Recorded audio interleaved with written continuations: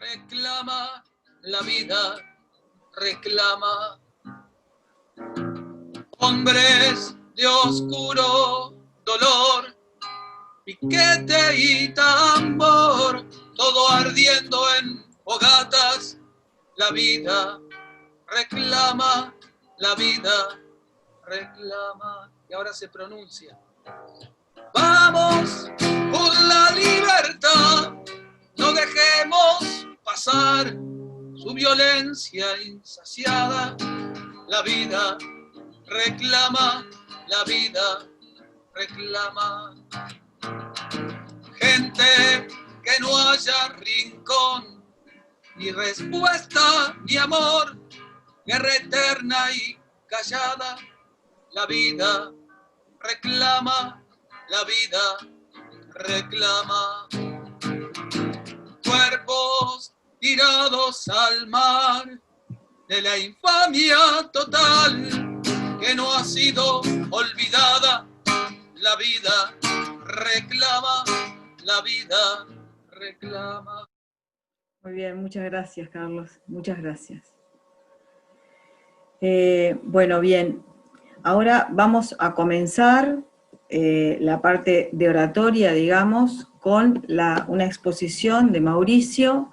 Mauricio es docente e investigador del Instituto de Economía de la Universidad de la República, es licenciado en Economía por la Facultad de Ciencias Económicas y de Administración de la UDELAR, máster en Economía por la misma facultad y máster en Economía por la Paris School of Economics, creo que lo pronuncié bien, y realiza allí su doctorado.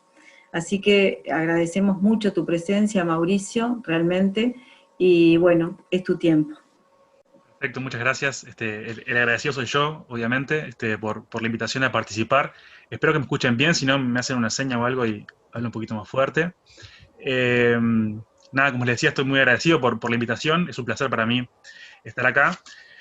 Voy a hablar estos minutos que tengo, espero que no sea muy, muy extenso, sobre desigualdad, sobre desigualdades, sobre un conjunto, sobre este fenómeno complejo que es la desigualdad, con el objetivo de aportar algunos elementos de juicio y algunas miradas que ayuden a reflexionar y a sus discusiones posteriores sobre estas cuestiones, para entonces ubicar el tema de la desigualdad a nivel de nuestro país, a nivel de Uruguay, pero también en el contexto latinoamericano y mundial.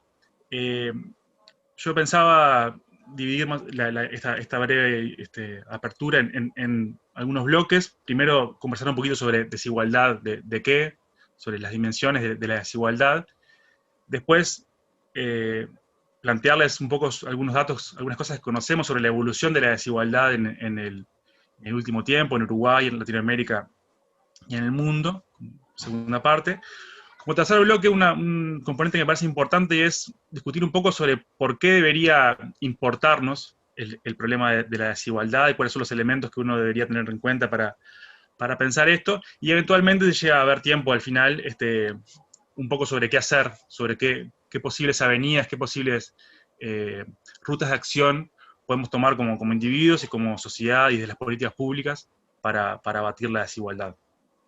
Bueno, entonces voy directamente a la primera parte, que es esto de la desigualdad, de que planteo e inicio por acá porque en realidad en la discusión pública y en general cuando discutimos sobre desigualdad, a veces estamos discutiendo sobre muchas cosas al mismo tiempo, y eso está mal y bien, porque en realidad la desigualdad es un fenómeno que es complejo, son fenómenos sociales muy complejos, son por definición multidimensionales, es decir, que como que operan en varios niveles a la vez. Uno puede, cuando habla de desigualdad, a veces está hablando de desigualdad o de igualdad de oportunidades, o desigualdad de ingresos que las personas reciben, ¿sí? Cuando hablo de ingresos me refiero a salarios, jubilaciones, pensiones, ingresos por capital. A veces se habla de desigualdad más de patrimonio, el patrimonio que las personas tienen, las casas, los apartamentos, las empresas, los activos financieros. A veces podemos hablar de desigualdad de acceso a servicios públicos, a educación, a salud. Es decir, hay un conjunto de dimensiones muy grandes que uno puede estar pensando al momento de pensar la desigualdad, y entonces es importante como precisar exactamente a qué nos referimos cuando hablamos de una cosa o de otra, pero además es bueno tener en cuenta esto de la complejidad del fenómeno de la desigualdad, para entender que cuando hablamos estamos pensando en estos problemas, estamos hablando de algo que es esto, es un fenómeno complejo, y por tanto, cualquier explicación sencilla sobre la desigualdad nos debería llamar al menos la atención. Hay una primera advertencia, un primer mensaje que yo quiero transmitir hoy, es que cuando escuchamos que alguien viene y plantea, bueno, el problema de la desigualdad es por tal cosa, o para disminuir la desigualdad hay que hacer tal cosa, y lo dice en una frase simple y sencilla, en general uno debería primero desconfiar, porque no suele haber respuestas sencillas para estos problemas. Cuando hablamos de desigualdad estamos hablando de economía, de historia, de política, de poder, de educación, de cultura. Estamos hablando de muchas cosas al mismo tiempo. Entonces, cualquier explicación sencilla debería, por lo menos, hacernos dudar sobre si lo que estamos escuchando tiene sustento o no tiene. Porque, insisto, estamos hablando de fenómenos sociales multidimensionales y muy complejos. Hecha esta primera introducción general, vamos un poco a qué sabemos sobre la desigualdad y qué sabemos en particular sobre Uruguay, pero también sobre otras regiones, como para ubicar el tema, para poder tener algunos elementos para empezar a razonar. Y vamos a hablar en particular de desigualdad de ingresos, ¿sí? O sea, la desigualdad de los ingresos que las personas recibimos, insisto, por el sueldo que cobramos, las jubilaciones, los ingresos por capital y las transferencias que pueda hacer el Estado. En el mundo, la desigualdad en el último siglo, o en el último siglo largo, digamos, desde el principio del siglo XX y fin del XIX hasta este momento, y para fijar ideas, ha tenido una especie como de forma de U. Es decir, el mundo, sobre todo el mundo desarrollado, partía de niveles de desigualdad a fines del siglo XIX, principios del siglo XX, niveles de desigualdad muy, muy elevados, con grupos de personas muy pequeños acaparando una parte importantísima de los ingresos de los países, y fruto de, como una consecuencia no esperada y no deseada, pero bueno, consecuencia al fin de las dos guerras mundiales y de la crisis que atravesó el mundo en la década del 30, la desigualdad se desplomó, verdaderamente una caída muy significativa de la desigualdad. Entonces la situación en la salida de la Segunda Guerra Mundial era básicamente una situación de mucho más equitativa que lo que era al final del siglo XIX, y se mantuvo en niveles relativamente bajos de desigualdad por los 30 años posteriores a la Segunda Guerra Mundial. Es decir, un periodo en la mitad del siglo XX que fue un periodo que en buena parte del mundo, sobre todo en el mundo desarrollado, en Europa, en Estados Unidos, un periodo de una desigualdad relativamente baja, porque se había reducido por las guerras y por la crisis de la década del 30, pero sobre todo porque se desplegaron un conjunto de políticas que mantuvieron la desigualdad a niveles verdaderamente muy bajos. Esto es importante porque capaz que estas políticas después volvemos, porque hay un primer mensaje que es relevante, que es que las políticas importan. O sea, lo que hagamos como sociedad importa. La desigualdad no es un destino ineludible de la humanidad, no está escrito en piedra. Es posible mantener la desigualdad a niveles relativamente moderados si se despliegan políticas suficientemente agresivas en el buen sentido del término, ¿no? Que tengan como objetivo deliberado la reducción de la desigualdad. De hecho, cuando esas políticas se levantaron, sobre todo en la década de los 80, con un cambio de signo de las políticas públicas y una menor preocupación por los problemas de la desigualdad se empezó a incrementar muy rápidamente hasta los niveles que estamos hoy, que son básicamente muy similares a los que tenía el mundo desarrollado a principios del siglo XX. Es decir, esta forma de U que yo les decía, ¿no? Volvimos a una situación, o volvieron esos países a una situación en la que es muy parecida a esos niveles de desigualdad escandalosos que había a principios del siglo XX. En América Latina sabemos menos sobre qué pasó en el largo plazo, pero sabemos algunas cosas, y en particular sabemos lo que pasó en el último periodo, y también pasa algo parecido con Uruguay. Uruguay es un caso interesante para pensar, y nos enseña también algunas cosas. En Uruguay, la desigualdad en la década del 90 en adelante empezó a crecer de forma sostenida, ¿sí? Y es interesante porque la desigualdad en Uruguay creció cuando la economía crecía muy rápidamente en la década del 90. La economía era muy dinámica y crecía muy rápidamente, pero la desigualdad no paraba de crecer. Lo interesante fue que cuando la economía entró en recesión y después en crisis, la desigualdad siguió creciendo. Y cuando la economía repuntó en 2004, después de la crisis de 2002, la desigualdad siguió creciendo. Es decir, otro mensaje importante acá es que desigualdad y crecimiento económico son dos variables que están relacionadas, pero que tienen una relación que es relativamente compleja. Es decir, no alcanza con que el PBI crezca para que la desigualdad se reduzca. Fue recién en 2007, 2008, en que la desigualdad empezó a caer de forma verdaderamente dramática en Uruguay, y eso fue de la mano de un conjunto de políticas públicas que tenían como objetivo deliberado la reducción de la desigualdad. Básicamente, y como para fijar ideas, hubo, digamos, además del crecimiento económico, hubo una gran política, que fue la política de los consejos de salarios, que permitieron que los salarios crecieran de forma sostenida, y sobre todo los salarios más reducidos. Y después hubo dos políticas que actuaron como en forma de pinzas. Una que fue la introducción de un impuesto progresivo, que es el IRPF, que de alguna forma moderaba el crecimiento de los salarios y los ingresos más altos, y una política de transferencias de ingresos a los hogares más pobres, que reforzaba los ingresos justamente de los hogares individuos relativamente más pobres. Disculpen, ¿se escucha mucho? Hay un ruido de fondo acá. ¿Sí? Disculpen, denme un instante. No, tranquilo. Discúlpenme, es un instante nomás. Así.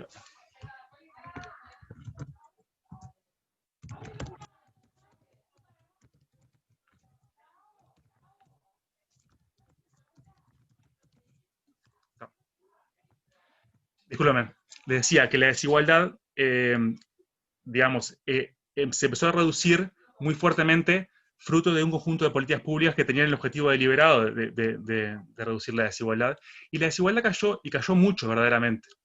Entre 2008 y 2013 aproximadamente, la desigualdad se redujo, y para fijar ideas, nosotros básicamente lo que hicimos fue recorrer un tercio de la distancia que nos separaba de los países más igualitarios del mundo en este breve periodo.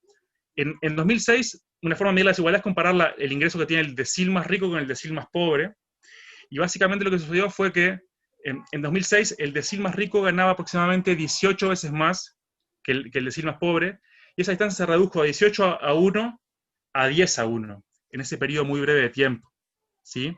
Una reducción muy marcada de la desigualdad en ese periodo, y después de 2013 se estancó, y es una cosa que debería también preocuparnos fuertemente, porque hubo un estancamiento muy marcado de la desigualdad a partir de 2013. Esto sucedió en Uruguay y sucedió en el conjunto de América Latina. Hubo una reducción marcada de la desigualdad en estos primeros 15 años del siglo XXI, y después un estancamiento relativo de 2015 que ahora aparentemente está volviendo a repuntar nuevamente.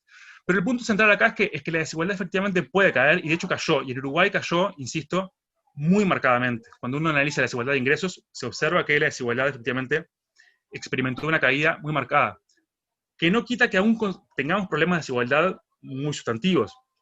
Yo decía, la desigualdad pasó el decil más rico contra el decil más pobre, la relación cayó de 18-1 a 10-1, ¿sí? Pero aún sabemos que el 10% más rico tiene 10 veces más ingresos que el 10% más pobre. Pero si uno considera incluso grupos más pequeños de ingresos, en particular, por ejemplo, el 1% más ingresos, ahí se observa que hay niveles de desigualdad todavía muy marcados. El 1% de más ingresos acumula algo así como el 15% del ingreso total de la economía.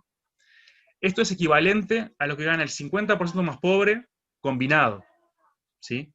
Es decir, tenemos todavía una muy fuerte concentración del ingreso en los grupitos más pequeños de la población, en el 1% de más ingresos. Y esto es relevante porque también nos habla, y tiene que ver con un tema que voy a tocar en unos minutos, que es el tema de la pobreza. Recordemos que Uruguay sigue siendo, a pesar de haber crecido por muchos años, sigue siendo un país relativamente pobre. El PBI per cápita de Uruguay es la mitad que el de los países desarrollados. Entonces, si el poco ingreso que tenemos está concentrado en grupos de población muy pequeños, evidentemente, que no hay magia posible, va a haber un grupo de población muy vasto, muy grande, que va a tener que sobrevivir con verdaderamente muy poquitos ingresos, ¿sí? Porque, insisto, si los ingresos son reducidos y están muy concentrados en una parte de la población, para un conjunto grande de población no va a haber suficiente ingreso como para llevar una vida que sea razonable. Ahora, la pregunta es, ¿por qué esto debería importarnos? ¿Por qué el problema de la desigualdad puede ser relevante para nosotros?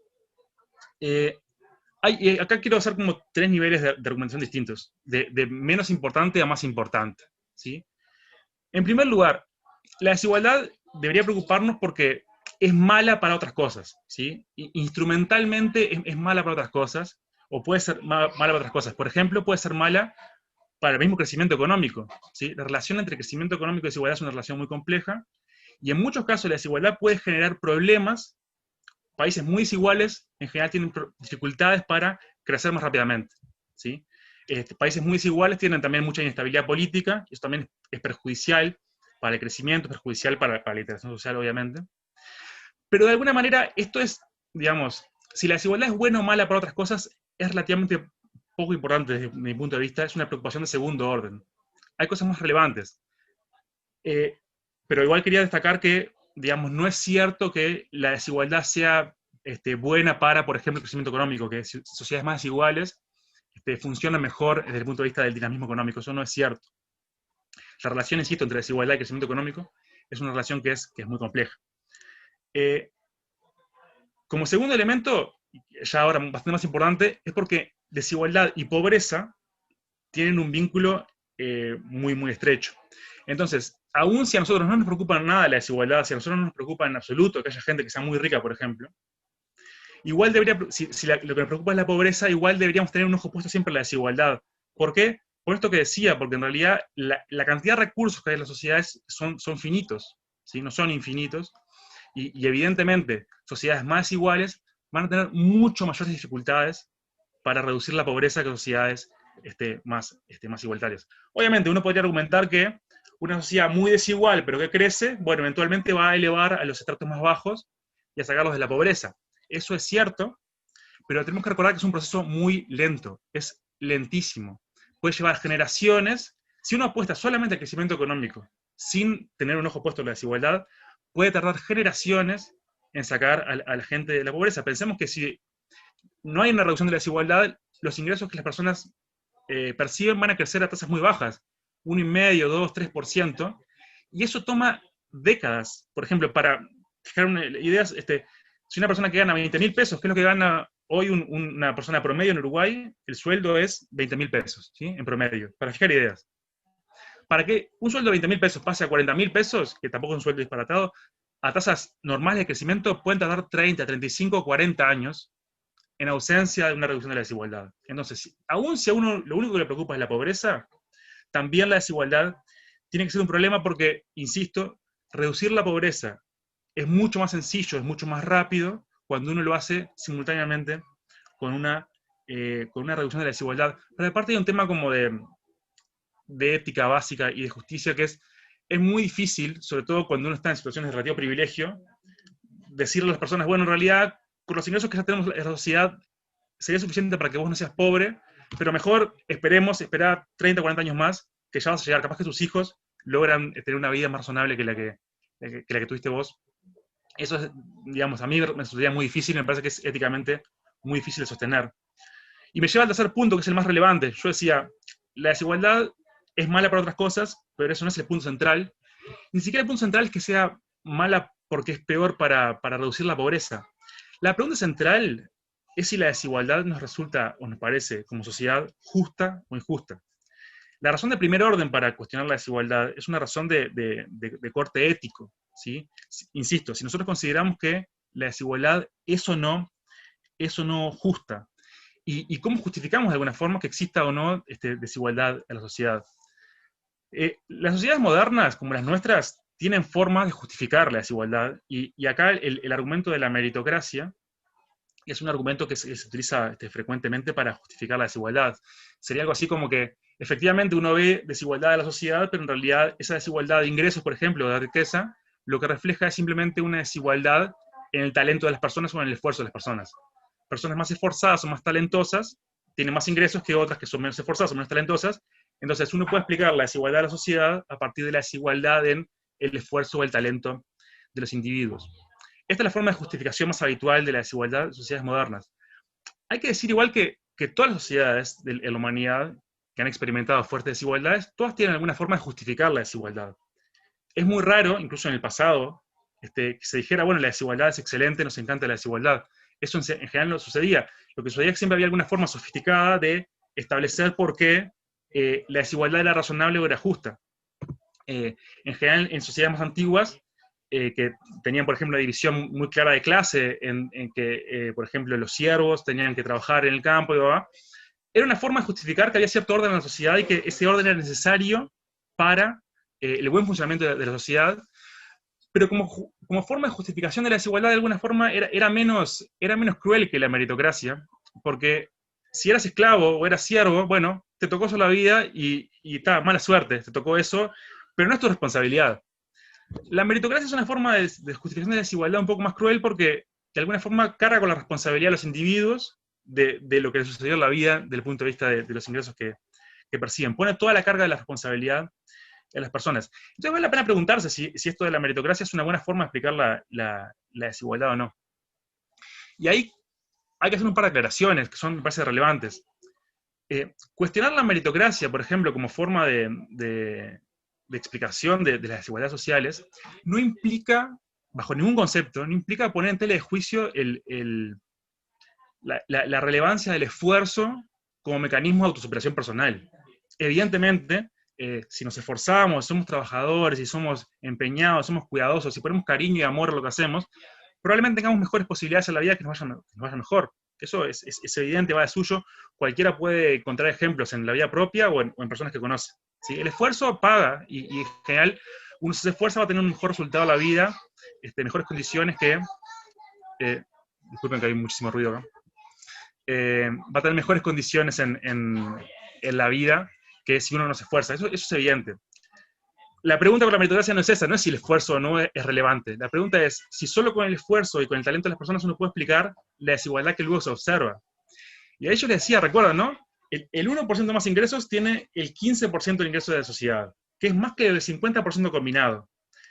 Para hacerse una idea, el promedio del 1% gana 30 veces más que el promedio del restante 99%. ¿Sí? Esa diferencia es muy difícil de explicar,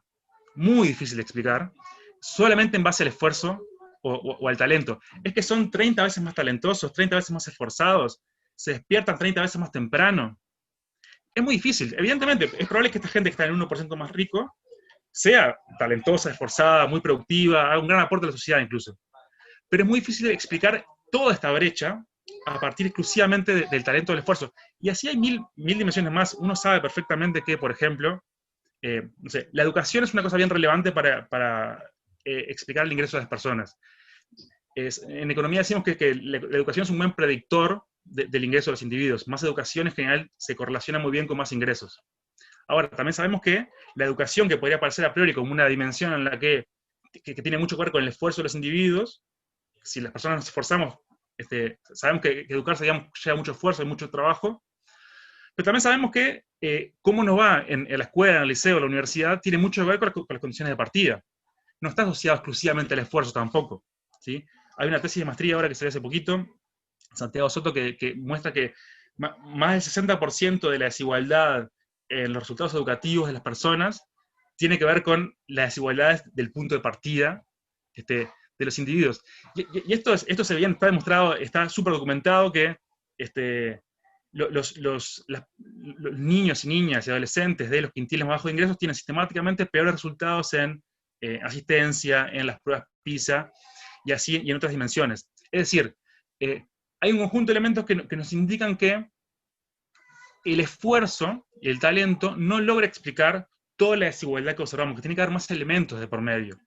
Y efectivamente los hay muchos más elementos. En particular, buena parte de lo que explica la desigualdad tiene que ver con una dimensión que no está asociada directamente al esfuerzo, que es la propiedad del patrimonio y del capital, y tiene que ver también con la herencia. ¿Por qué digo esto de la riqueza, del patrimonio y el capital? Porque en general, en el 1% más ingresos, la principal fuente de ingresos que los individuos poseen son ingresos que provienen del capital. Más de la mitad del ingreso proviene del capital. Y los ingresos por capital, a diferencia de los ingresos por trabajo, en general están menos asociados al esfuerzo de la persona. Pues son ingresos que no tienen que ver con la dirección de la empresa o con las decisiones de gestión, sino que tienen que ver, son ingresos que uno posee, uno recibe por la mera posesión de ese capital, y ahí hay una vinculación mucho más débil con el esfuerzo, y además en muchísimas oportunidades el capital, el patrimonio que uno tiene, viene asociado a una herencia uno ha recibido. Lamentablemente en Uruguay tenemos pocos datos sobre herencia, hay poca información relativamente sobre qué pasa con la herencia, pero sí hay muchísimos datos en el mundo. Es un debate económico muy relevante que tuvo un auge muy grande en los 80 y que ahora se retomó con nuevos datos. Pero básicamente lo que sabemos es que más de la mitad de la riqueza que tienen los individuos proviene de la herencia, riqueza heredada, es riqueza que no se generó en el transcurso de la vida de las personas. Entonces, insisto, tenemos brechas muy grandes de ingreso, que a la vez se explican por la propiedad del capital, y ese capital a la vez ha sido en buena medida heredado.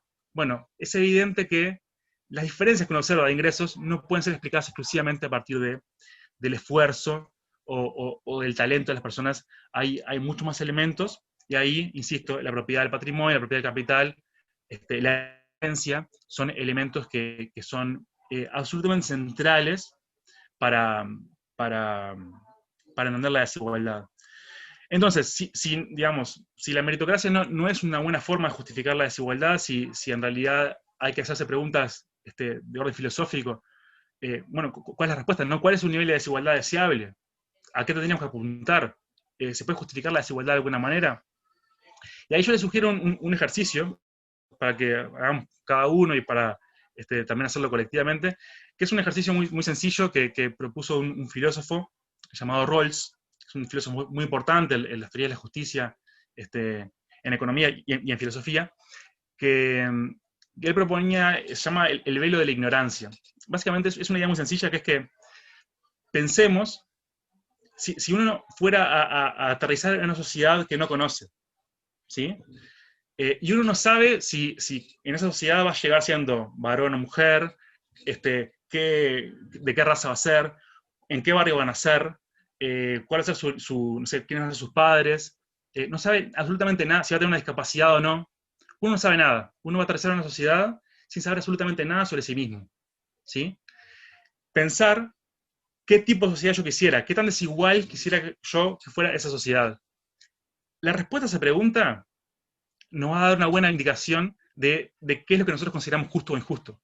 Cuando yo me despojo completamente de mis circunstancias y no sé dónde voy a caer, en general uno, incluso siendo muy egoísta, tiende a diseñarse una sociedad ideal que es bastante igualitaria, porque como yo no sé dónde me va a tocar, puedo caer en cualquier lado, con cualquier condición, en general tiendo a pensar que lo ideal sería una sociedad relativamente igualitaria, porque así el riesgo de que me vaya muy mal la vida es relativamente más bajo.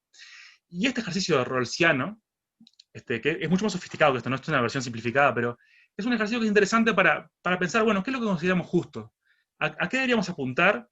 Este ejercicio nos indica de alguna forma qué tipo de sociedad uno se podría imaginar que fuera relativamente justa. Ahora, en los minutos finales, voy a ir al último bloque, que es un poco comentarles algunas cosas sobre políticas y sobre qué es lo que podemos hacer al respecto de la desigualdad. Que insisto, o sea, yo le decía hoy, ¿no? La desigualdad se redujo muy fuertemente en Uruguay, pero todavía seguimos siendo una sociedad bastante desigual. Somos el país más igualitario de América Latina, pero igual América Latina es el continente más desigual del planeta. Entonces, digamos, nos va relativamente bien en un barrio que es muy malo. Si uno sacara Uruguay y lo pusiera en Europa, estaría en el pelotón del fondo en términos de desigualdad. Somos un país relativamente muy desigual. Y algunos datos más que no les comenté. Yo les decía hoy, ¿no? En ingresos, el 1% más ingresos tiene el equivalente al 50% combinado, los ingresos combinados del 50% más pobre. Si en lugar de ingresos consideramos, por ejemplo, el patrimonio, es decir, las casas, los apartamentos, las tierras, las empresas, los activos financieros, la desigualdad es todavía mucho más marcada. El 1% más rico tiene entre un cuarto y un tercio de la riqueza total del Uruguay, ¿sí? Es una cantidad disparatada, sobre todo considerando que el 50% más pobre acumula algo así como el 5, 6, 7% de la riqueza total. Es decir, que precisaríamos al menos 5 o 6 de estas mitades pobres combinadas para alcanzar el patrimonio que tiene el 1% más rico. Eso en Uruguay, que es un país que, insisto, es relativamente igualitario en el concierto por lo menos latinoamericano. Esto en Brasil, en Chile, ese tipo de países realmente muy desiguales, es muchísimo peor. Entonces uno tiene que pensar en estas dimensiones para pensar el problema de desigualdad y cómo reducirla.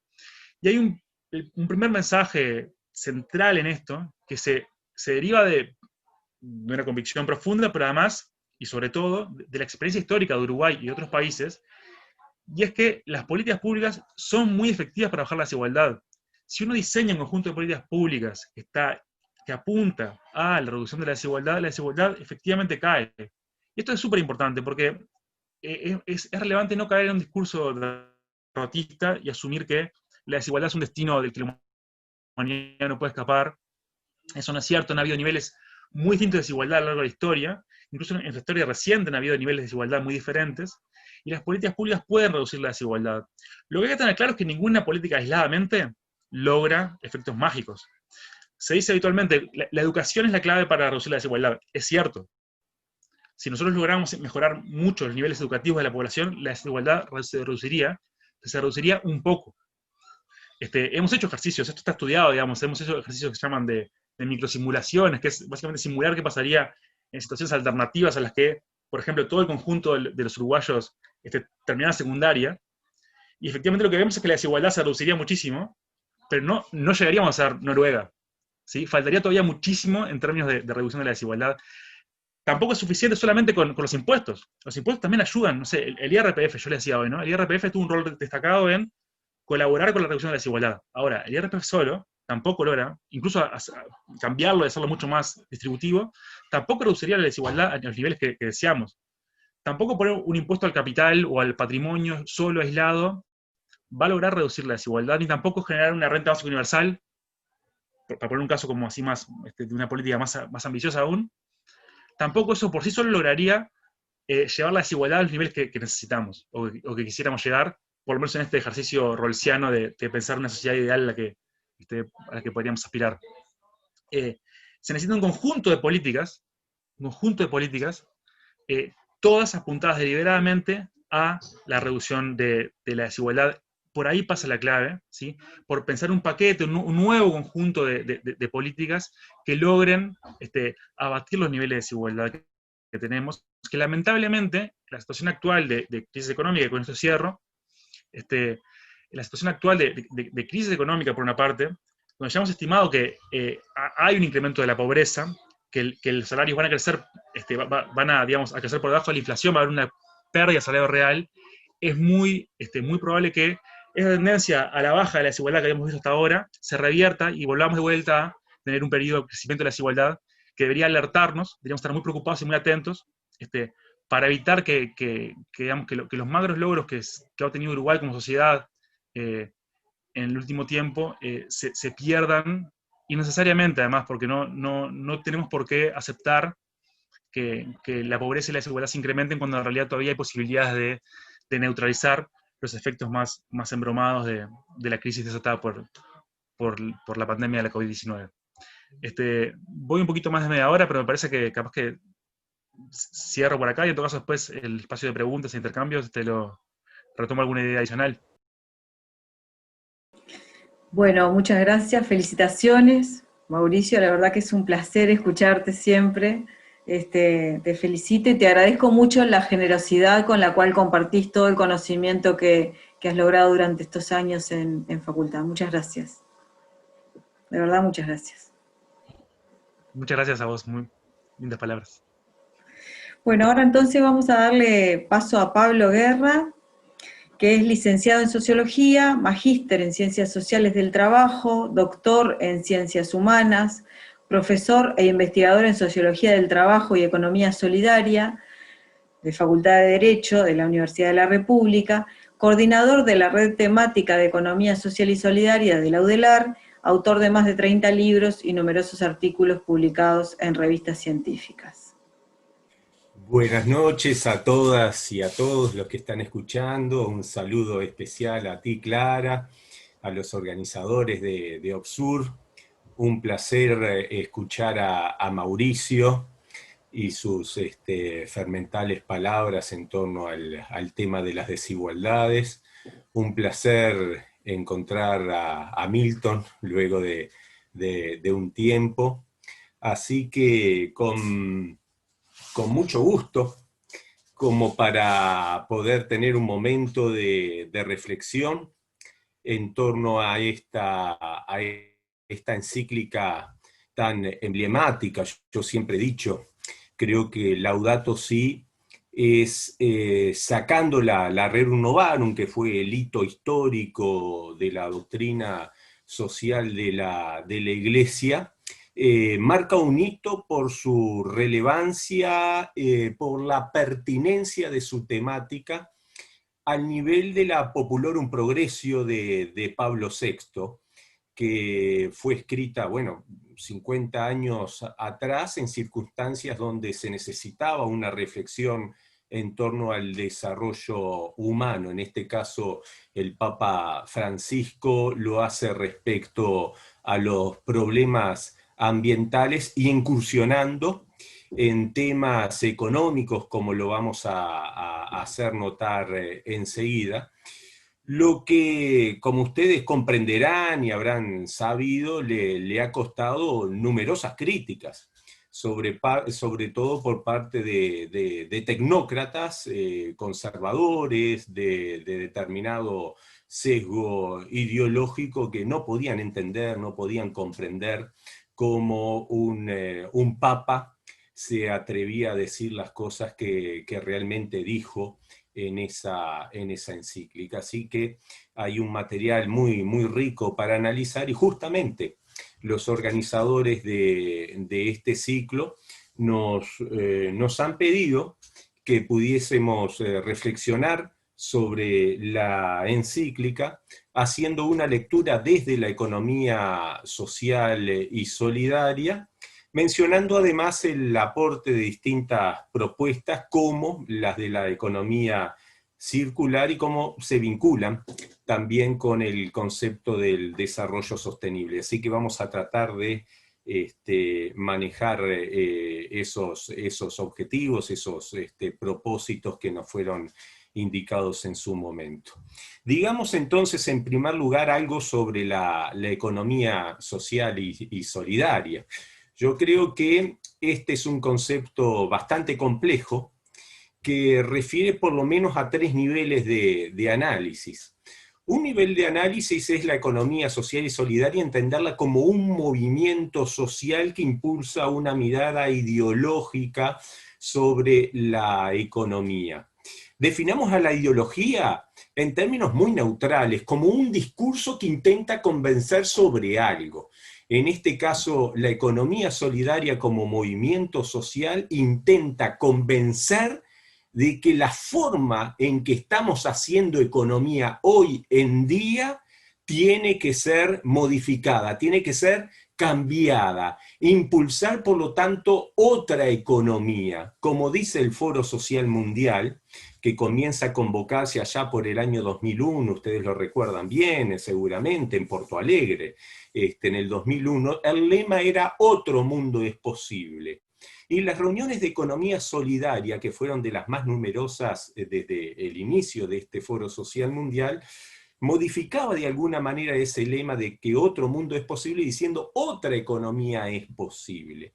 Pero otra economía es posible sobre la base de lo que ya existe, o sea, tratando de visibilizar una serie de experiencias, una serie de organizaciones que ya estaban haciendo economía, esto es, que ya estaban produciendo, que ya estaban distribuyendo, que ya estaban proponiendo alternativas de consumo, que ya estaban realizando tareas de financiamiento con un sentido solidario, con un sentido cooperativo, en base a valores como los de la ayuda mutua, etcétera, etcétera. Entonces, esa es la primera dimensión de la economía solidaria, como un movimiento social que levanta algunas banderas de viejos valores como la justicia social, como la democracia, a la que suma nuevos valores más recientes de los últimos años, de la última década, como puede ser, por ejemplo, la equidad de género, y como puede ser, y es sin duda, la sostenibilidad ambiental. Ahí tenemos entonces algunas banderas que están muy unidas al discurso económico desde la postura de movimientos sociales. Y desde esta dimensión, el discurso sobre la desigualdad adquiere una centralidad muy importante y muy fundamental. Tenemos que avanzar hacia una economía más equitativa, una economía más justa, una economía que distribuya mejor. Y cuando escuchaba a Mauricio, se me venía a la mente algunas de esas experiencias que intentaron de alguna manera poner en la práctica el análisis más filosófico acerca de, bueno, qué nivel de justicia social, qué nivel de equidad en la distribución de los ingresos sería razonable. Y recuerdo, por ejemplo, una de estas experiencias emblemáticas de economía solidaria y de cooperativismo, como es el caso del complejo cooperativo de Mondragón. Mondragón, estamos hablando de la cooperativa más emblemática del mundo, situada en el País Vasco. Es no solamente una de las cooperativas más grandes del mundo, sino que es la firma económica más potente del País Vasco y una de las firmas económicas o personas jurídicas más potentes económicamente de toda España.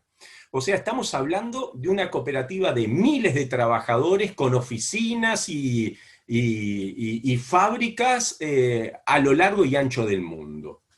Y Mondragón empezó como una experiencia de economía popular del País Vasco cuando la inmensa mayoría de la población la pasaba muy mal. Y en ese momento, un cura, el padre Arizmendiarrieta, se reúne con 6 o 7 estudiantes del País Vasco y les propone la idea de crear una cooperativa. Y ahí sentaron entre los principios que a medida que fue creciendo esto y que necesitaban más gente para trabajar, que las diferencias económicas de ingreso entre el que más ganara y el que menos ganara fuera de 3 veces. Ahí ya tenemos una manera de acotar esto, ¿no? O sea, el gerente general no puede ganar 3 veces más que de repente la tarea de menos productividad o de menos exigencia, de menos calificaciones. Pensemos, por ejemplo, un cadete, para poner un ejemplo, ¿no? Entre el cadete y el gerente general no puede haber una diferencia mayor a 3 veces. Hoy se ha modificado, entre otras cosas porque el discurso de la justicia social y de la equidad se enfrenta muchas veces contra una realidad que nos sacude. Y muchas veces, bueno, nos ocurren estas iniciativas solidarias que pecamos de voluntarismo y fijamos estos criterios sin mucho realismo de cómo se mueven los factores en la economía. Y no nos damos cuenta que estableciendo de repente estas cuotas de diferencia, lo que pueden ser muy aceptadas por la primera generación, que están muy nutridas de esos valores de solidaridad y que están dispuestos a hacer un sacrificio en aras de la justicia social. Pero de repente los hijos de esos fundadores ya van con otra cabeza y empezaron a ir a la universidad. Y por lo tanto creen haber invertido en capital humano más que los otros compañeros, los hijos de otros de los vecinos. Y entonces entienden que de repente tendrían que estar ganando más de 3 veces de quienes no invirtieron en capital humano. Pero a eso se suma que esta gente que empezó a ir a la universidad ya va a ser codiciada por otras firmas y le va a decir, pero ¿qué haces trabajando ahí ganando eso cuando acá podés ganar 2 o 3 veces más? Y entonces, en relación a esos fenómenos reales que aparecen más allá de la literatura o de la teoría, es que se tuvo que llevar la relación de 1:3 a 1:6, que igual es absolutamente equitativa en relación a lo que ocurre en las corporaciones internacionales, las grandes corporaciones internacionales, donde la diferencia entre el salario, en este caso, salario más bajo y el salario más alto, es realmente de decenas de veces.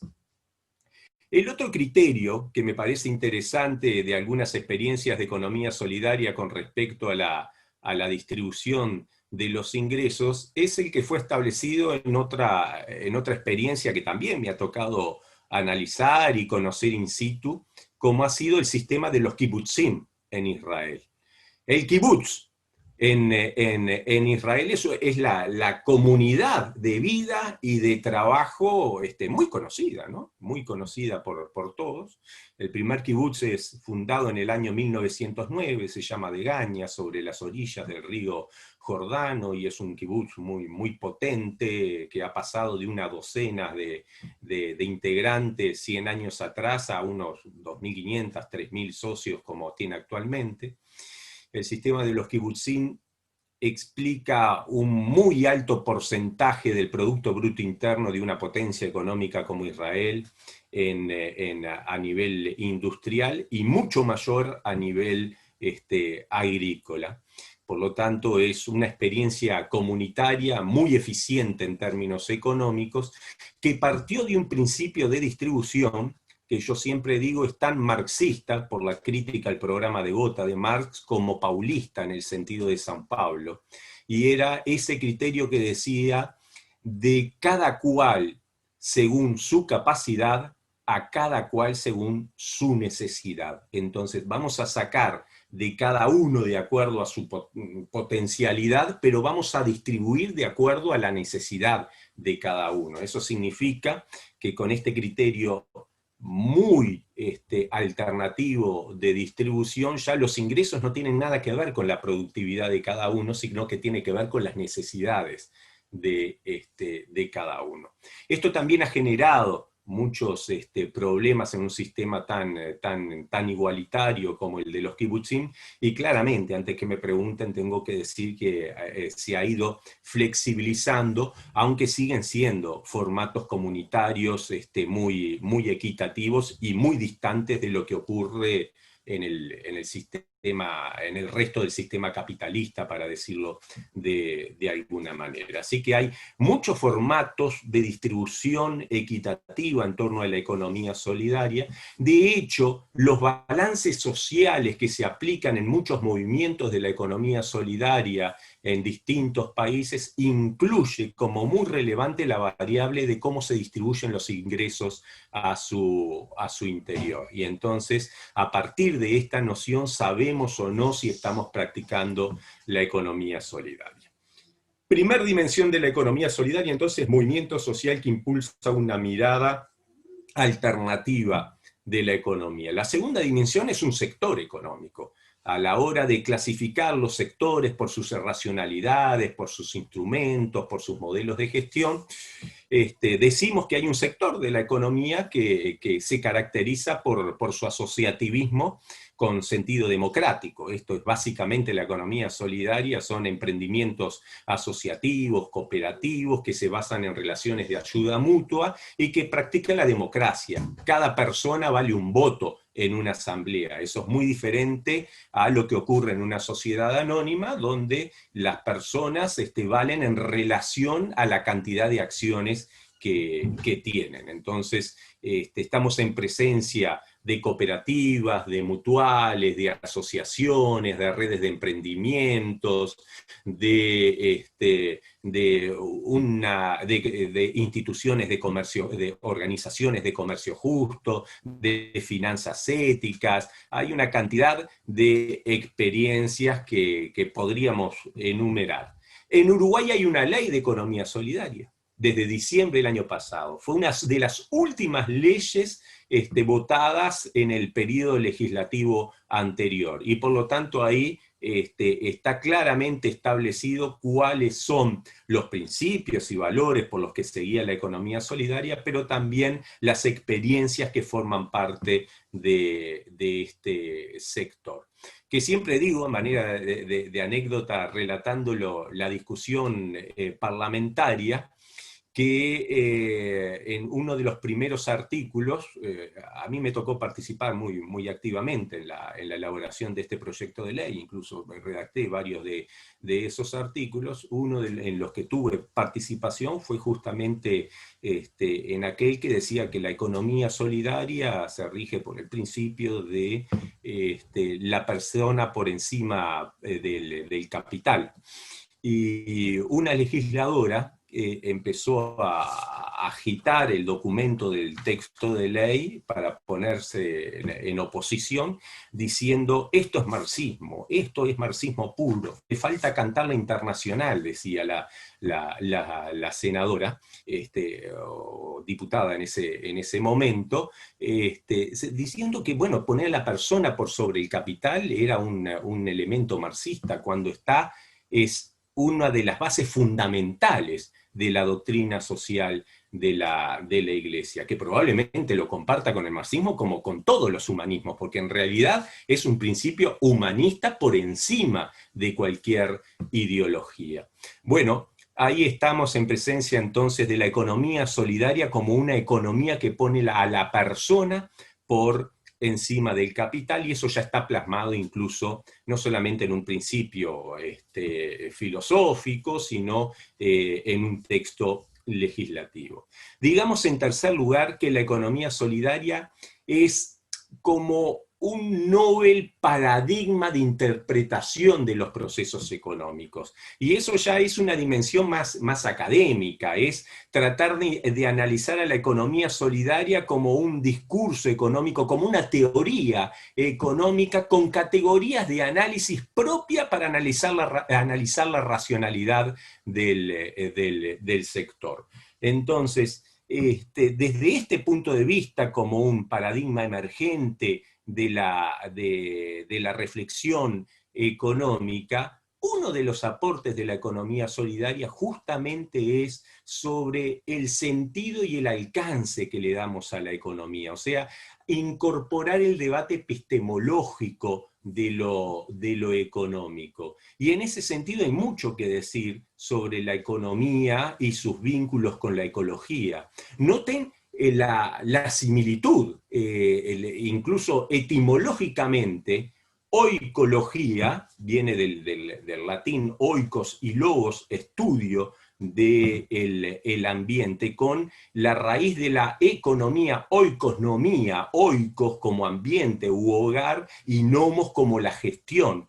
Durante mucho tiempo, ecología y economía en realidad eran parte de un mismo paquete, hasta que en el año 1800, ya Aristóteles hablaba de la oikonomía, hasta que allá por el año 1886, un científico, un biólogo de apellido Haeckel, fue el responsable de inventar y poner en el escenario la palabra ecología como el estudio de los ambientes, del ambiente más desde el punto de vista biológico, teniendo en cuenta que la economía es la gestión de ese ambiente, aunque sobre todo del ambiente humano como se había pensado en los orígenes. Sin embargo, hoy, reflexionando sobre sobre estas dos disciplinas, podemos decir que hay muchos puntos de contacto.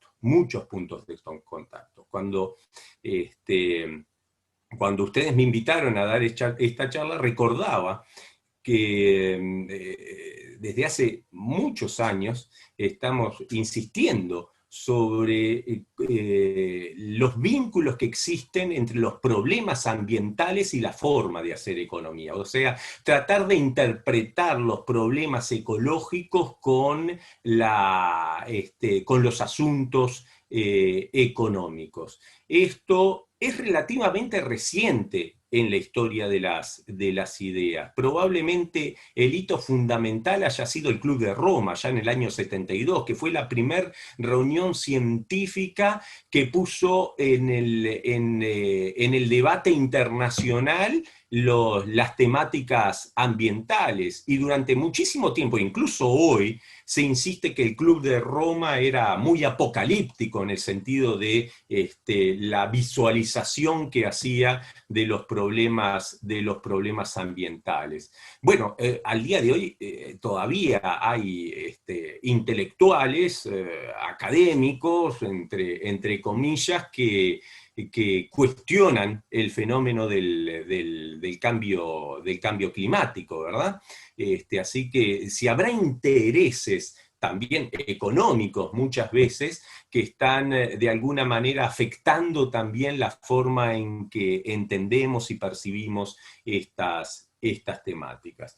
Así que Yo diría que desde el punto de vista de una economía solidaria, desde esta tercer dimensión, que es como paradigma emergente, yo creo que hay 4 asuntos fundamentales que tienen que ver con la encíclica y que que quiero compartir con ustedes como algunos de los aportes que se pueden hacer desde un punto de vista más teórico de la economía solidaria. Lo primero es entender a la sociedad como un sujeto diacrónico. La sociedad es presente, claramente, somos nosotros como estamos viviendo hoy, cómo nos estamos interrelacionando, pero también es pasado, o sea, lo que somos hoy es fruto de lo que hemos sido en algún momento como sociedad. Y también somos futuro.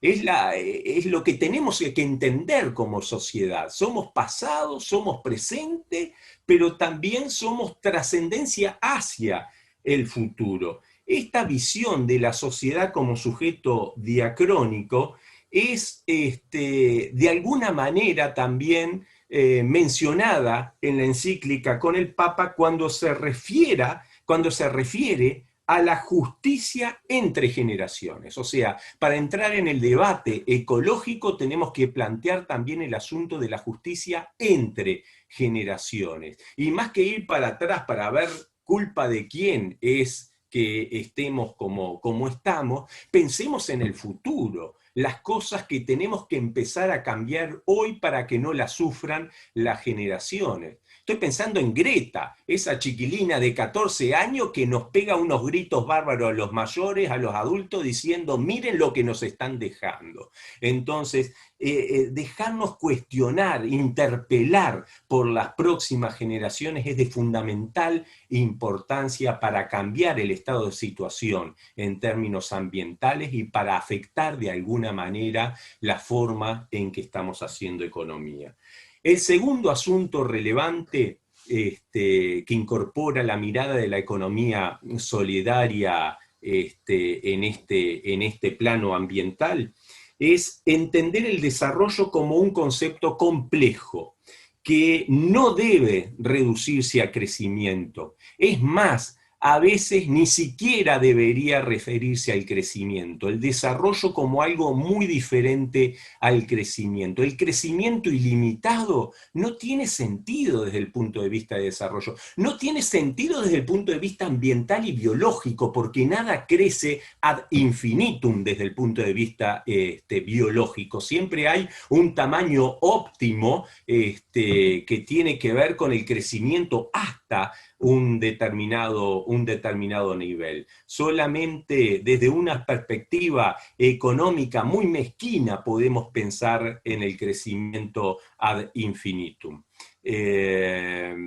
Y bueno, y esa es una contribución que se hace desde la economía solidaria y que también es incorporada por el Papa Francisco. El Papa dice, hablará de nuevas formas de crecer, dice, de nuevas formas de crecer y aceptar cierto decrecimiento. Con esto también está dialogando de alguna manera con los movimientos del decrecimiento. Yo tengo algunas diferencias con el movimiento de decrecimiento. No es que crea que hay que decrecer en sí mismo. Yo creo que hay áreas de la economía donde hay que decrecer y otras que hay que desarrollar y hacer crecer mucho más. Y creo que hay regiones en el mundo que sí tienen que decrecer y otras regiones en el mundo que tienen que aumentar. O sea, no creo en el discurso facilongo del decrecimiento, pero sí creo que un correcto concepto de desarrollo, como dice el Papa, tiene que plantearse incluso la posibilidad del decrecimiento.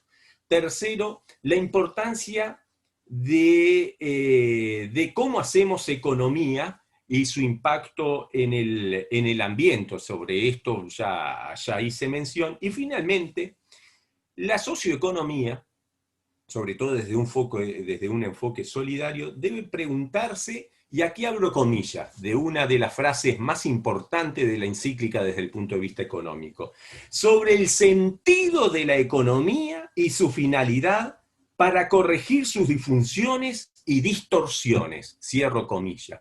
Y antes que algún conservador diga esto es el Papa Francisco, rompe con la tradición de la Iglesia, etcétera, etcétera, debo aclarar que en realidad esta es una frase de Benedicto XVI.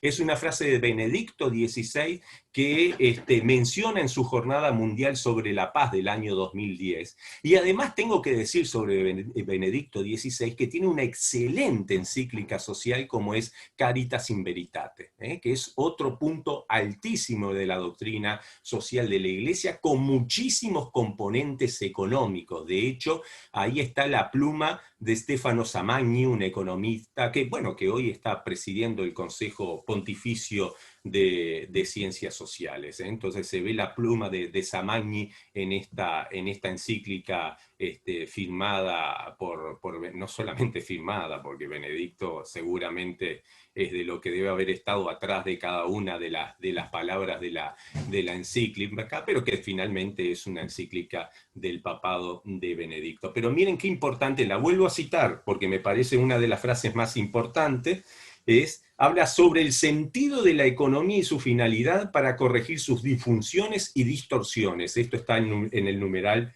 194.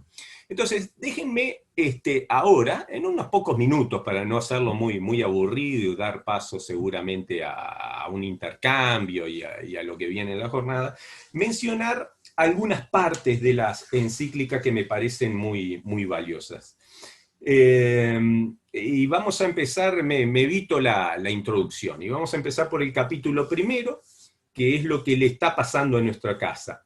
Aquí hay un diagnóstico de Francisco, recurriendo a mucha evidencia científica y a categorías de análisis que vienen del mundo académico. Una de ellas es cuando cita el clima como un bien común.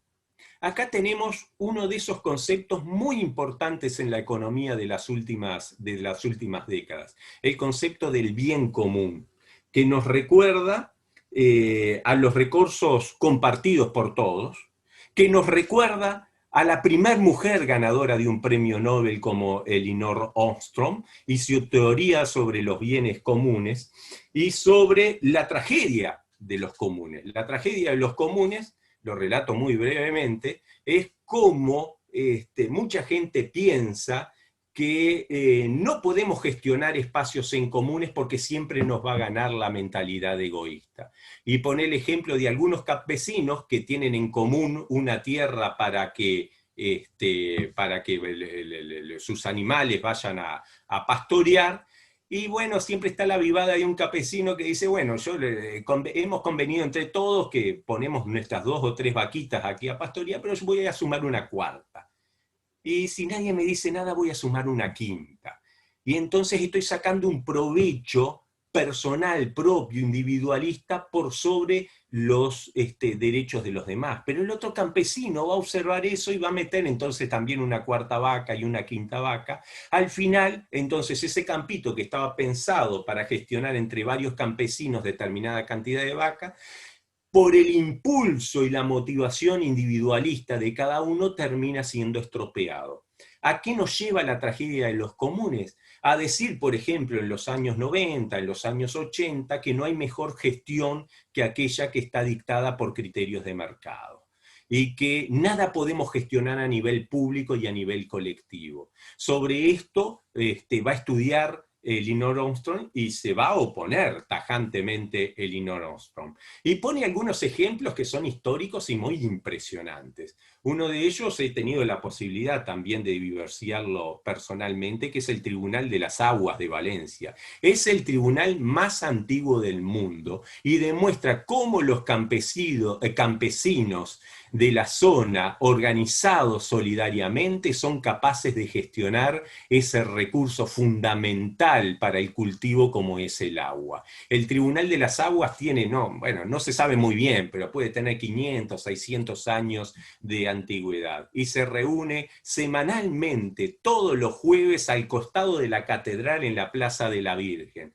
Yo tuve la posibilidad de usufructuar una beca en la Universidad de Valencia escribiendo justamente mi tesis doctoral, y me apasionaba ir los jueves justamente para ver cómo se reunía este Tribunal de las Aguas, que es un ejemplo, es uno de los ejemplos y de las experiencias estudiadas por Elinor Ostrom para demostrar cómo también se puede gestionar los bienes comunes. Pero notemos que el concepto de bien común y procomún tiene toda un acervo académico y teórico muy interesante de los últimos años, que condice con algunas de las elaboraciones de la doctrina social de la Iglesia, porque todos sabemos, hay un principio de la doctrina social de la Iglesia que es el principio del bien común, que no es exactamente el mismo concepto de bien común que se utiliza en la economía. De hecho, para la doctrina social de la Iglesia, bien común es el conjunto de condiciones de la vida social que hacen posible a las asociaciones y a cada uno de los individuos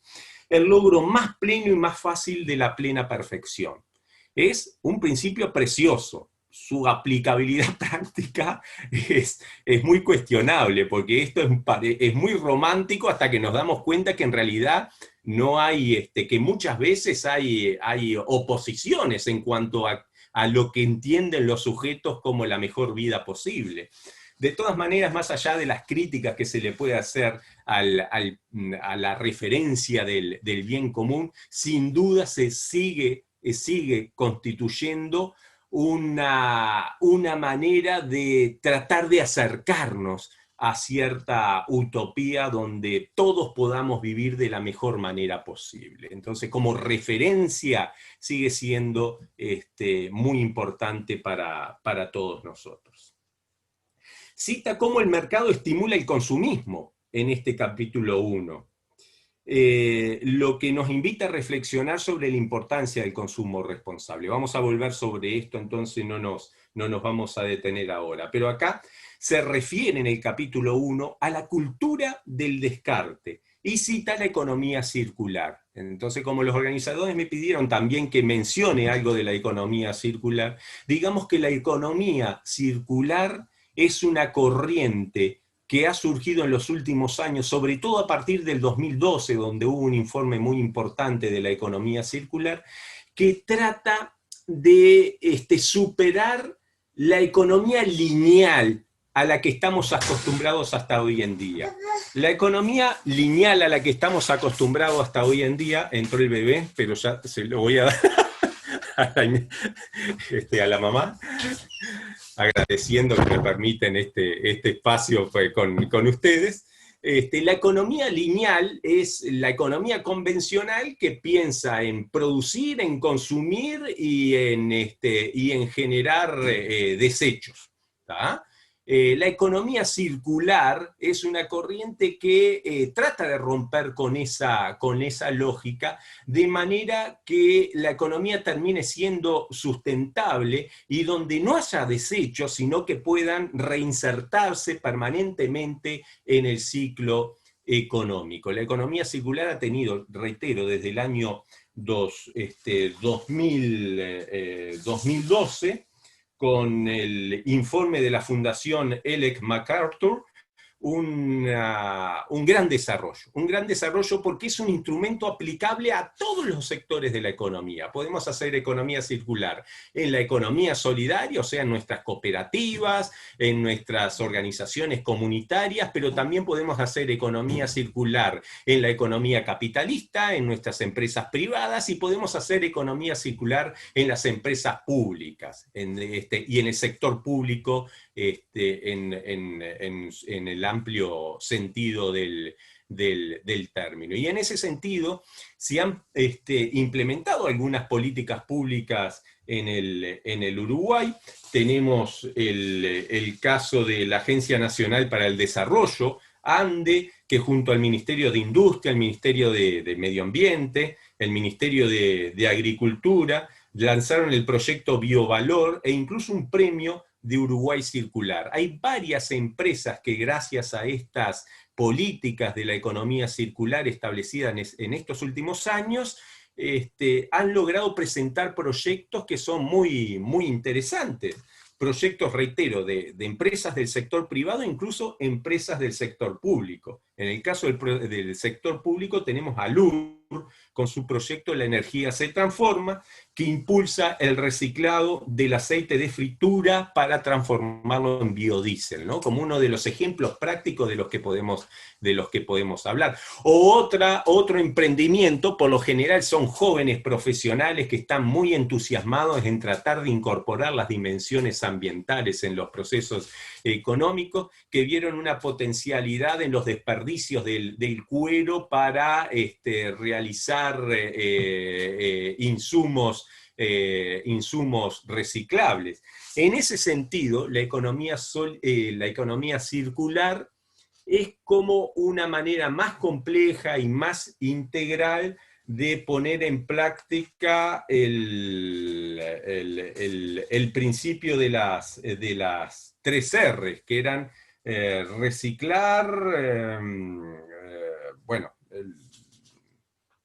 ahora seguramente alguno de ustedes me auxilia con el principio de las 3 R, pero que fue una manera muy, muy pedagógica y muy, muy básica de entender cómo podíamos reutilizar, reciclar, y me falta una R más que ustedes en cualquier momento me la comunican, y reducir, ahí me están diciendo por el chat, muy bien, porque la charla la hacemos entre todos, también de forma solidaria. Bueno, vean ustedes, luego tenemos el capítulo sobre la raíz humana de la crisis ecológica, donde el Papa nos invita a detenernos en el análisis del paradigma tecnocrático dominante. Miren los términos que utiliza el Papa, y hay pasajes muy fuertes, ¿no? Pasajes muy fuertes. Lo que está ocurriendo nos pone ante la urgencia de avanzar en una valiente revolución cultural, nos dice el Papa. Vean el desafío que tenemos a raíz de la lectura de esta encíclica. La ciencia y la tecnología no son neutrales, nos dice el Papa. Nadie pretende volver a la época de las cavernas, porque esto está el discurso simplongo de decir, vos decís todo esto que querés volver a las épocas de la caverna. No, se trata de utilizar todos los recursos que tenemos hoy para una mejor vida y una vida más sustentable que proteja a nuestro ambiente. Y justamente conceptos como la economía circular ayudan en ese sentido. Movimientos como el de la economía solidaria ayudan en ese sentido. U otros que cita el Papa. El Papa está citando la importancia de la agricultura biológica, de la agricultura orgánica. Y eso son cosas, que son corrientes, son experiencias que nos ofrecen una solución en este momento, y que existen, y que tienen una enorme potencialidad. La potencialidad de la agricultura orgánica en Uruguay es enorme. Tenemos todas las posibilidades para su desarrollo. Hoy hay más demanda que oferta de productos orgánicos. Yo mañana, por ejemplo, tengo un paseo habitual los sábados, es ir al mercado de la cercanía en Atlántida. Es uno de los tantos lugares donde confluyen los productores de la zona, una parte de ellos ya absolutamente orgánicos, otros en transición hacia la producción orgánica, con los consumidores que queremos consumir de otra manera y de acuerdo a otros valores. Hay determinadas horas en que concurrís a ese lugar, como te puede pasar en Montevideo yendo a la feria del Parque Rodó también los días sábados, y ya no encontrás nada de lo que buscás, porque la demanda es mayor a la oferta, lo que demuestra que hemos ganado en conciencia de consumo, nos falta muchísimo, pero que hemos ganado en conciencia de consumo, y hay un sector de la economía que está tratando de generar los bienes y los servicios necesarios desde ese punto de vista. Y la agricultura orgánica, entonces citada por el Papa como una de las tantas experiencias dentro de la economía popular y solidaria que ayudan en este cometido de avanzar hacia una ecología integral, hacia un desarrollo humano integral, ese concepto tan de mediados de los años 50 de la pluma de Jacques Maritain, que está volviendo a ser fundamental hoy en día en el discurso de la Iglesia y en la práctica de algunos de los movimientos sociales. Estoy pensando, por ejemplo, el movimiento de la economía popular en Argentina, que está insistiendo en un plan de desarrollo humano integral.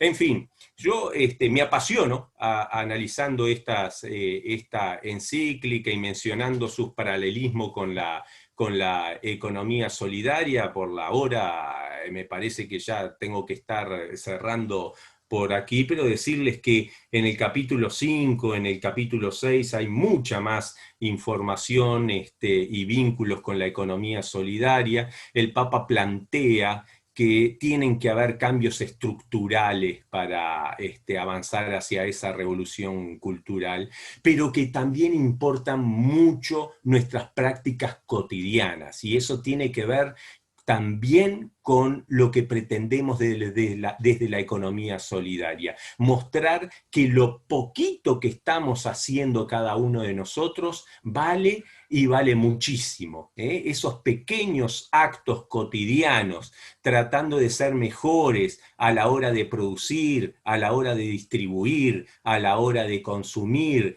a la hora de pensar en los desechos, bueno, esos actos cotidianos también tienen una importancia fundamental para avanzar en los cambios civilizatorios que nos debemos. Así que muchas gracias por la atención, y si les parece, estoy dejando por aquí.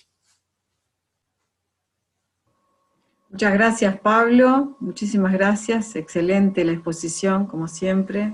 Un gran amigo de la casa, así que un placer tenerte. Hay varios comentarios en el chat. Si alguien quiere hacer alguna pregunta, estaría bueno que levantaran la mano y les doy la palabra, así podemos verlos y hacen la pregunta. ¿Me escuchan ahí? Exacto. ¿Sí, me escuchás ahí? Sí, te escuchamos bien, dale. No, que prefería no quedar tan en evidencia, pero bueno. No, pero está bueno.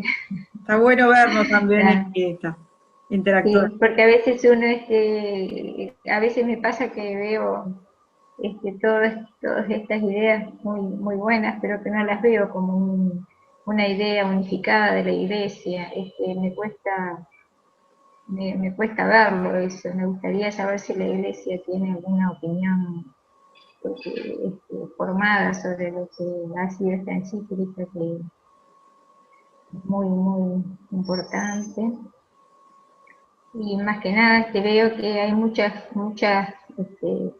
críticas hacia que si se parece al socialismo, si se parece al marxismo, pero como que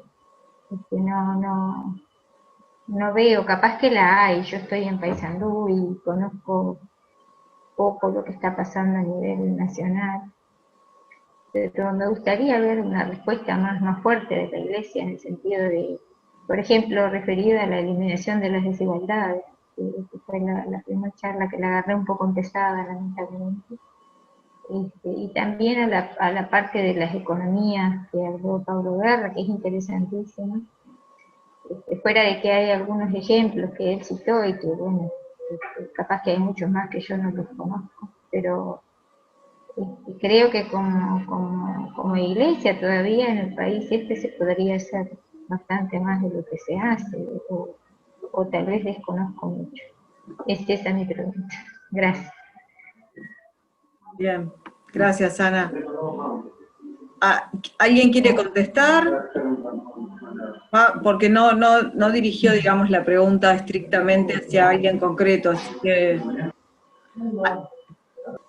No, yo, si me permitís, pero más que contestarle a Ana, decirle que yo me siento parte de la Iglesia, sin duda, y yo creo que lo importante, más allá de si hay una postura oficial de la Iglesia, es tratar de vernos los cristianos como como parte de una sociedad y de una comunidad, y aportar nuestro granito de arena junto a tantas personas de buena voluntad,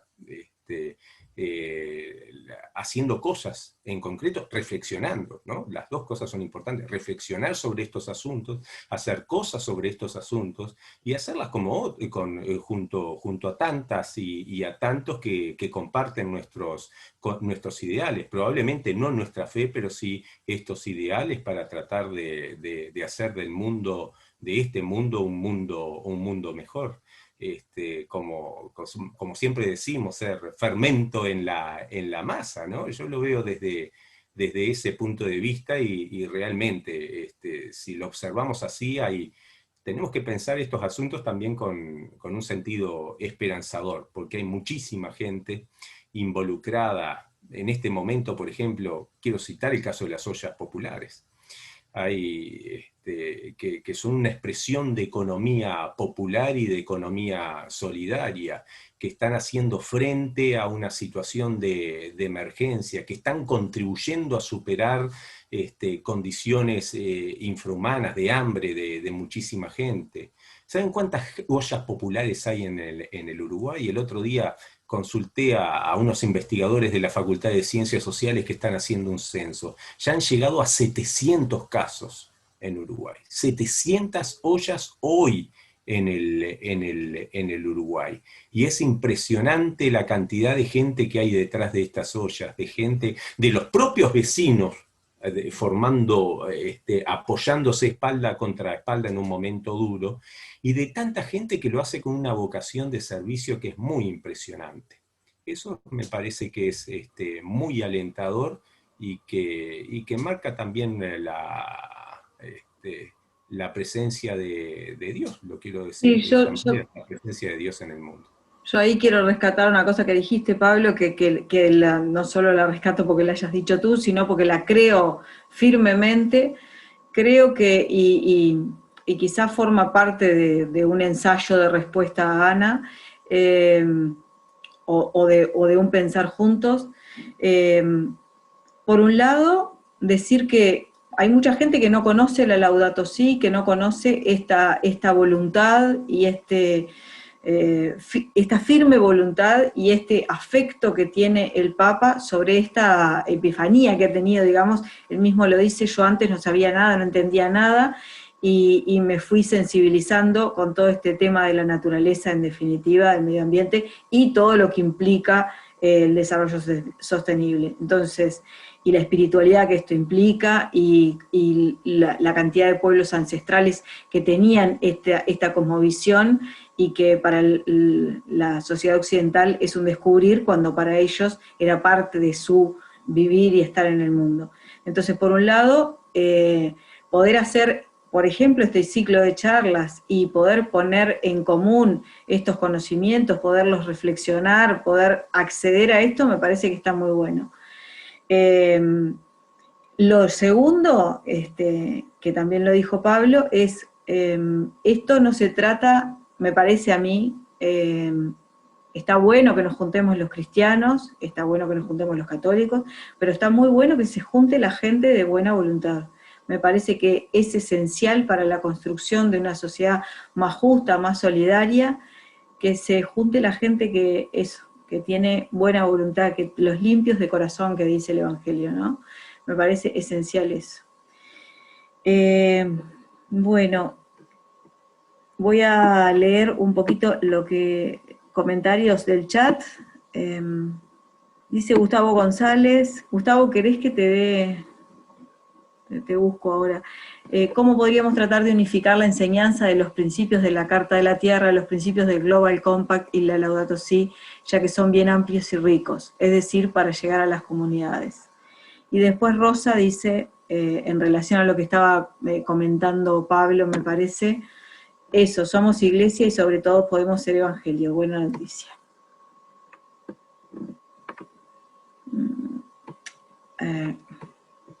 Lo pusiste vos, Pablo, ¿no? El último comentario es tuyo. Te leo. De hecho, la encíclica va dirigida a todos, no solo a los católicos, ni siquiera a las personas de buena voluntad. Sí, es abierta y es al mundo, digamos. Entonces, en ese sentido, es un llamado universal. Bien, Ana agradece las respuestas.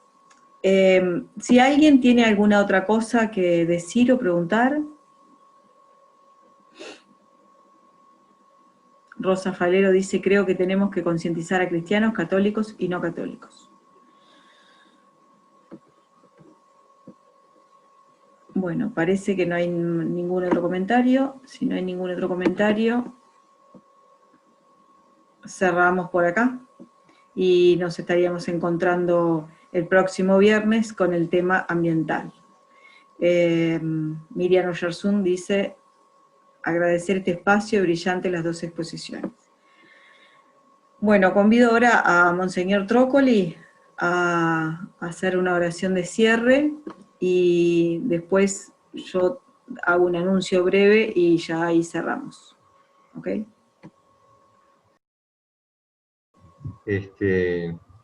Luego, en primer lugar, agradecerle a los expositores, muy lindo, muy rico. Y bueno, creo que justamente esta encíclica nos va llevando tiempo y nos va a llevar tiempo el ir apropiándola y traduciéndola, digamos, en gestos concretos que vayan